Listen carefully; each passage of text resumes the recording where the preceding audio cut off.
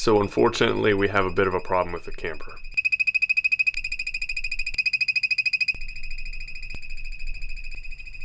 So as I'm sure you guys can still hear in the background, our converter for our pop-up camper is chirping.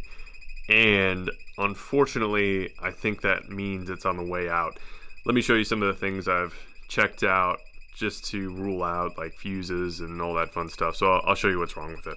All right, so first things first, we're gonna check the fuses. So our 30 amp fuse is good. You can actually hear the propane detector popping on and off.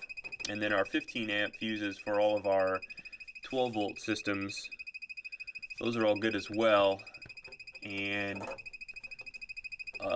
also, as you might be able to tell, the chirping of the converter doesn't stop if I pull a particular fuse, hence why I think our converter is going. So I've also checked the battery connector. Of course, I've disconnected the battery so I don't get a reading off the battery itself, and I'm checking the leads here in the battery, and I'm getting maybe 0.7 volts, so nowhere near enough to, in theory, charge or maintain the 12 volt battery. Hey, how's it going, pop-up campers? Welcome back to It's Poppin', where we talk about everything pop-up camper related.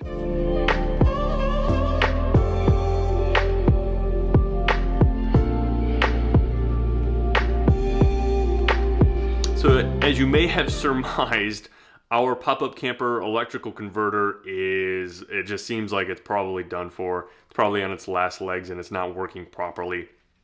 So we have a 2008 StarCraft 2409, and it has one of those old, I think it's Elixir brand or something along those lines, and it's the EXL-30 model. And unfortunately, from what I've read online, those converters are not the best converters out there. Actually, I think that company went out of business. They just, from what I've read, don't last too long and don't have the best reputation. So as you saw, I checked out the converter, the fuses, those were all fine. None of them were blowing. And also, as you saw, the battery charging capabilities of the converter were clearly not there. It wasn't pumping out nearly enough volts to charge up our battery that we have on board. So if you guys don't know, a converter has a few functions. First of all, it'll bring in shore power and then distribute it to your I don't know, outlets, things of that nature that run off of shore power. Second, it will convert that shore power, that 110, 120 volt, down to 12 volt and run a lot of your 12 volt systems. So your lights, your fan, furnace, refrigerator, if you're on 12 volts, things like that, will, like I said, run off at 12 volt. And then third, it will also charge up your battery when it's been drained down. So let's say you're out boondocking and you're only running off a battery. You've run down your battery a little bit. Now when you go to plug in your pop-up camper to shore power again, that converter should take that shore power and charge up your battery. So ours is definitely struggling doing that. The lights were flickering, so clearly something's wrong with the converter function. And as I've read more about these elixirs, I decided it was probably just best to replace it. So I picked up a few different converters, two of which that seemed like the most common, what people most recommend, just to check out each of them and see which one I like best, to see which one we're gonna throw in the StarCraft here. So first off, I picked up one of these WFCO converters, and the particular model on this one is the WF-8735-P. So because ours is a 30 amp converter, of course, we needed to replace it with a 30 amp. So if you're doing the same thing here and you're looking to replace yours, just make sure you're buying the appropriate amperage for whatever pop-up camper you have. Now, you can always go up, but you can't go down, if that makes sense. So this WFCO is very popular, and I think a lot of people will choose to replace the elixirs with this one because the drop-in dimensions are very similar to what that elixir is as well. And just from looking at this one, it looks pretty nice. So this one has space for, I think, 6 breakers, the main and then 5 branch breakers essentially. And of course you have your cooling fan, all of your grounds and all that fun stuff. But the nice thing about this WFCO is that all of your electrical leads coming out, going for your connecting to your 12-volt system, are color coded, which is very nice. So this one looks like a pretty good option. I also like the access panel door. It seems to be well built, has all of your diagrams and all that fun stuff readily available. So that's the WFCO. On the other hand, a very popular alternative is the Progressive Dynamics, and this is the PD4100 series. So the specific model on this one is the PD4135KW2B. Of course, another 30 amp converter box. And this one, it's slightly different. Once again, same amount of space for the number of breakers. I think you have your main and then 5 branch breakers. I did notice that the area in which you kind of have to work in terms of putting all your wires in is a little bit smaller. So it seems like there's a little bit less space to work back in here. And then another difference I noticed was that, of course, all of your wires going out to your 12-volt systems are not as color-coded as the WFCO is. So another slight difference on that one. So overall, and I also kind of noticed that WFCO seemed a little bit beefier than this one. Seemed a little bit more substantial, but take that for what it's worth.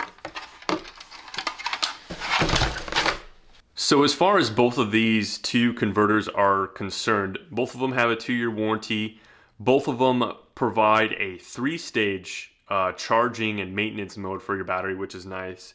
So essentially they both have a boost mode, which charges your battery faster if it's drained, has a normal mode, which of course will just charge it up normally, and then it has a storage mode, which will drop that voltage it's given the battery a little bit lower and kind of maintain your battery. So both very similar with that regard.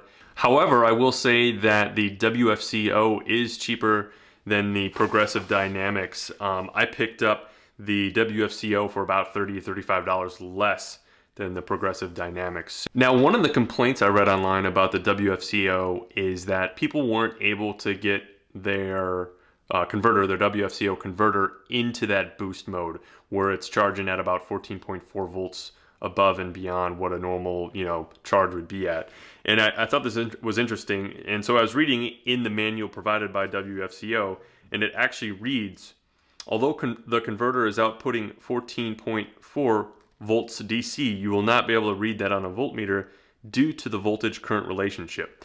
So that might be, or that might explain why people aren't seeing that WFCO go into that boost mode, and therefore why they might think it's being faulty or not operating like it should be. So with that being said, I think what I'm going to do, just based on what I've seen here and what I've read in the instruction manuals, I'm going to go with the WFCO over the Progressive Dynamics and see how that one works. All right, so let's get started by removing this old converter, the Elixir. Now, of course, make sure you're unplugged from shore power and that your battery is completely disconnected before you start to unscrew this.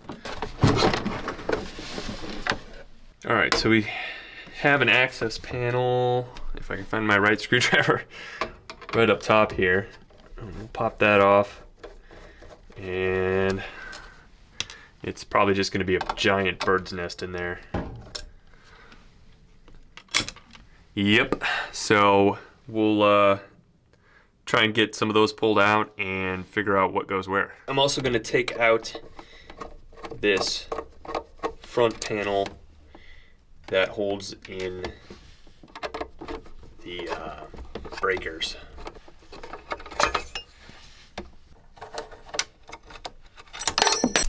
So I got our standard circuit breaker right here popped out. As you can see, we have a yellow and a black wire running up into this junction box right here. So what I'm going to do is I'm going to take some painter's tape, mark those, and wrap those around the bird's nest that these all tie into.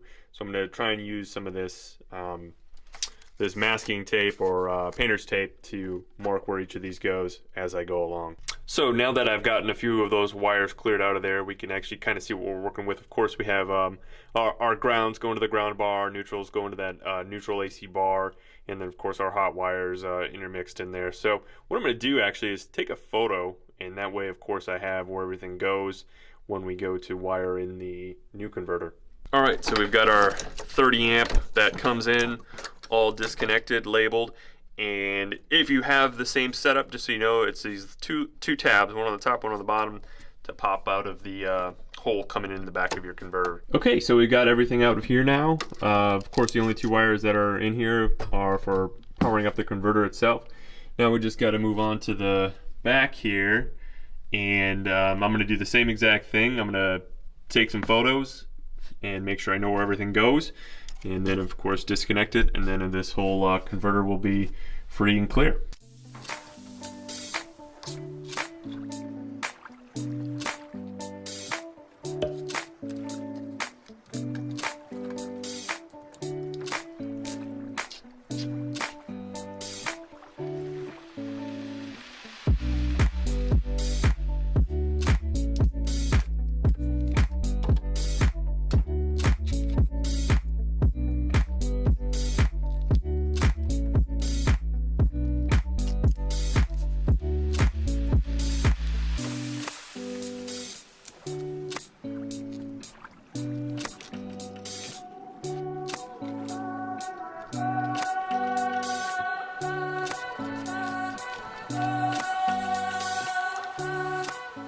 Alright guys, so everything is disconnected. I got photos of everything. Hopefully everything is labeled appropriately and marked to the best of my ability. But here's something I found funny. Let me flip you around and show you. So, look at this. Manufacture date on this is, whoops, what is that? 10 of 2011. So this thing is clearly newer than the camper itself. So it was replaced, oh shoot, maybe 3 or 4 years after this was manufactured. So I'm guessing this is at least the second unit that's been in here. Even though it's 9 years old now, going on 10, it's still the second one in here. So clearly these things aren't really that great. So one of the downsides about plugging the WFCO converter into the the hole essentially that was made by the Elixir is that they're slightly different dimensions. So fortunately the WFCO fits no problem side to side. It's actually a little bit smaller. It is, let's see here, a width of 10 3/8 inches wide. The depth, at least for our spot, is no problem at all, and that's 4 5/16 inch. However, the height from top to bottom, the hole we have for the Elixir is a little bit small. So what I'm going to take and use is a jigsaw and cut out that extra, I don't know, ½ an inch or so that I need so that I can pop this WFCO converter in there. Okay, so now that our new hole is all cut, I'm going to pop this circuit breaker back in, and this is a square D type, let's see, I think it's HOMT, something along those lines. It is just the same circuit breaker that we took out. So I'm gonna pop this in here, and this is the only one. I'm gonna pop this in the leftmost position and screw it in. Now, here are the two wires we have coming out of the circuit breaker, and they're looking pretty rough, so I'm just gonna clean these up right quick.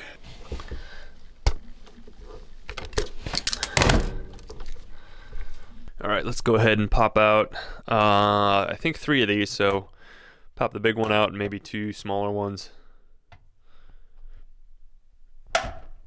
Maybe the bottom ones. There we go. So I've got all of the 120 volt or shore power wires all hooked back into the appropriate bus bar. So the positives on, or the grounds on the ground, neutrals on the neutral bus bar. Haven't quite gotten to the hots yet, but we'll get to that coming up. I also have all of the 12 volt side of things hooked back in. So hopefully, fingers crossed, that works. If not, we'll have to go and revisit it.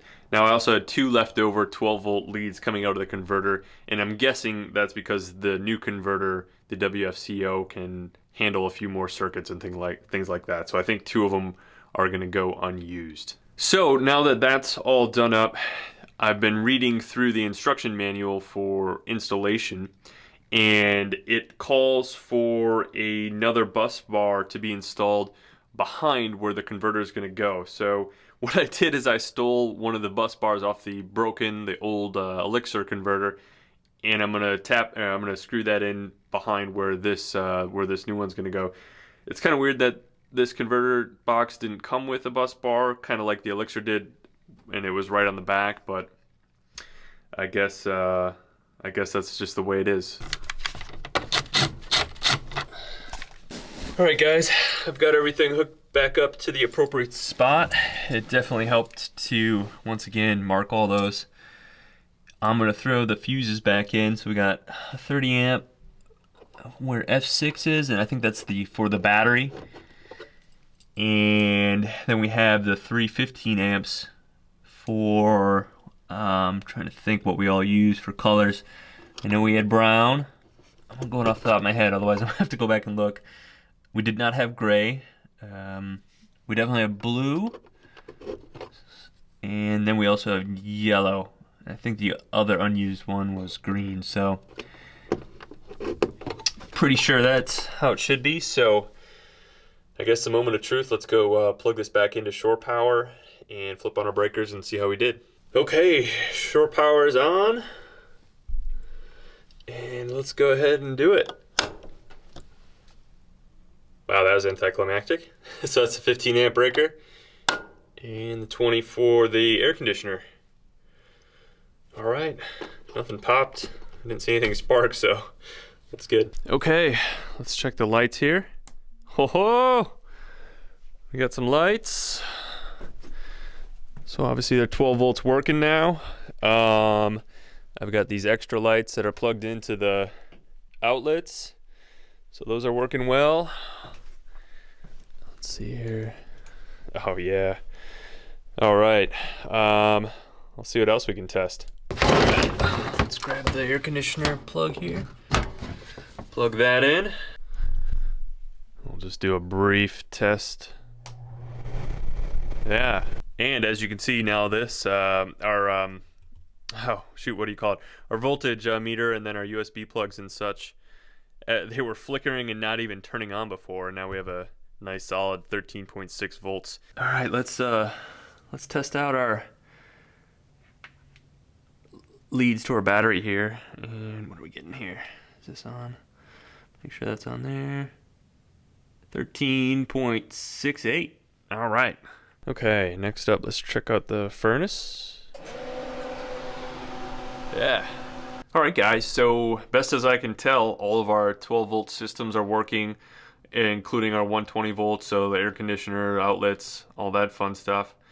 So really all that remains is to get this front plate cover on, the front cover on, and that should be it. Okay, so that is the WFCO 8735-P all installed. Overall, not too bad. Took a couple of hours, and it really just came down to paying attention what was where on the original converter. So, you know, what's on the neutral bar, what's on the ground bar, what's on that rear bus bar, and then where all the hots kind of tie into. So as long as you label them well, it's pretty simple plug and play. The only thing that threw me for a bit of a loop was the fact that there was no bus bar on the back like the Elixir one. So thankfully I was able to steal one from the Elixir, put it in, and then ground everything out, of course. So that was the only thing that threw me for a loop. So if you go with the WFCO, definitely be aware of that extra step. Of course, you can keep your old circuit breakers, you can keep your old fuses, just replace those, and you're pretty much good to go. Hopefully this one will be a little bit better than the old one and last a little longer. So that's it as far as installing a new converter in your pop-up camper. So hopefully we see you in the next video. If not, hopefully we see you out there camping.